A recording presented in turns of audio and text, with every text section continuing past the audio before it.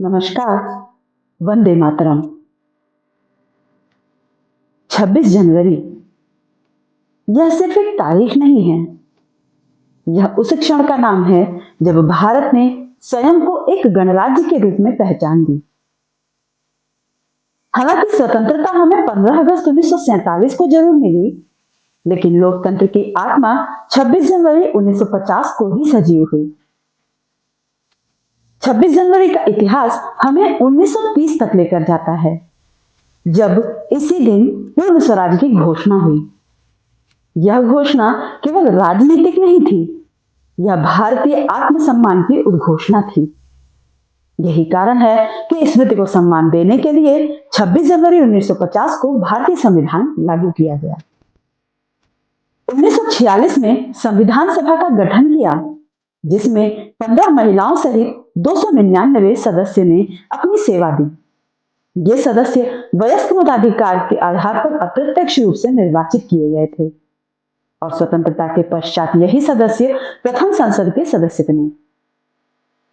लगभग 300 वर्षों के मंथन के बाद एक ऐसा संविधान तैयार हुआ जो न्याय, समानता और स्वतंत्रता पर आधारित था। डॉक्टर भीमराव अंबेडकर के नेतृत्व में भारत ने वह दस्तावेज तैयार किया जो आज दुनिया का सबसे विस्तृत लिखित संविधान है। वही संविधान जिसने भारत में लोगों को प्रजा से नागरिक बनाया। गणतंत्र का अभिप्राय उस शासन प्रणाली से है जहां देश का सर्वोच्च शासक कोई राजा या रानी नहीं, बल्कि जनता द्वारा चुना गया प्रतिनिधि होता है और सत्ता का स्रोत जनता होती है, जो अपने प्रतिनिधियों के माध्यम से शासन करती है। कानून सर्वोच्च होता है और हर नागरिक को समान अधिकार मिलते हैं। यही गणतंत्र की आत्मा है। प्रत्येक वर्ष नई दिल्ली में कर्तव्य पथ पर गणतंत्र दिवस परेड भारत की जीवंत तस्वीर प्रस्तुत करती है। विभिन्न राज्यों से आए कलाकार अपनी स्थानीय लोक कला और संस्कृति का प्रदर्शन करते हैं। सरकारी विभागों और मंत्रालयों का प्रदर्शन भी अद्भुत रहता है। साथ ही भारतीय सेना की टुकड़ियों का शक्ति प्रदर्शन भारत की ताकत का परिचायक होता है। सेना की शौर्य शक्ति, राज्यों की झांकियां इत्यादि की परेड यह बताती हैं कि भारत केवल सशक्त राष्ट्र ही नहीं, एक सभ्यता है। आज का भारत डिजिटल युग में प्रवेश कर चुका है। मेक इन इंडिया का प्रदर्शन किसी से छिपा नहीं रहा। महिलाएं नेतृत्व कर रही हैं और युवा भविष्य गढ़ रहे हैं। लेकिन इन सब में ये बात हमेशा ध्यान देने वाली है कि गणतंत्र केवल एक उत्सव नहीं है, यह एक जिम्मेदारी है, क्योंकि लोकतंत्र तभी जीवित रहता है जब नागरिक जागरूक रहते हैं। इन्हें संविधान द्वारा मिली ताकत का पता होना चाहिए ताकि जनप्रतिनिधि अपने दायित्वों को सही तरीके से निभा पाए। मतदान करना, संविधान का सम्मान करना और सामाजिक समरसता बनाए रखना, यही सच्ची देशभक्ति है।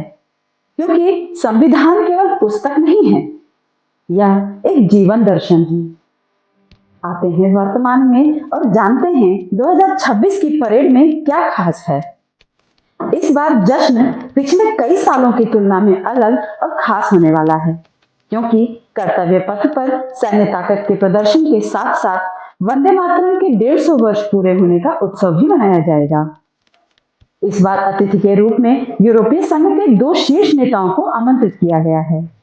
पहले हैं यूरोपियन कमीशन के अध्यक्ष उर्सुला वॉन डेर लेयन और दूसरे हैं यूरोपियन काउंसिल के अध्यक्ष एंटोनियो कोस्टा। गणतंत्र दिवस 2026 की थीम है वंदे मातरम के 150 वर्ष। यही कारण है कि पूरे कर्तव्य पथ पर वंदे मातरम की झलक दिखाई देगी।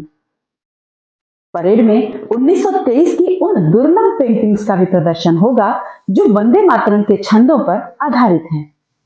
इतना ही नहीं, पहली बार भारतीय सेना द्वारा खास जानवरों की टुकड़ियों का प्रदर्शन होगा, जिनमें बैक्ट्रियन ऊंट, जिन्हें 2 कुब्बड़ वाले ऊंट के रूप में जानते हैं, जास्कर पोनी अर्थात लद्दाख के घोड़े और रैप्टर्स अर्थात शिकारी पक्षी शामिल हैं। ये जानवर सेना के अभिन्न सहयोगी हैं। परेड के दौरान ऑपरेशन सिंदूर को भी एक विशेष श्रद्धांजलि समर्पित की जाएगी।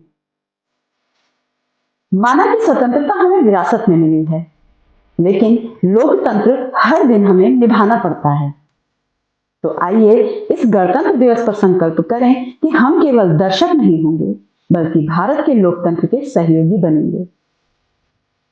गणतंत्र दिवस का आनंद उठाएं और वीडियो को लाइक और चैनल को सब्सक्राइब करना बिल्कुल न भूलें। आप सभी को गणतंत्र दिवस की हार्दिक शुभकामनाएं। वंदे मातरम। जय हिंद।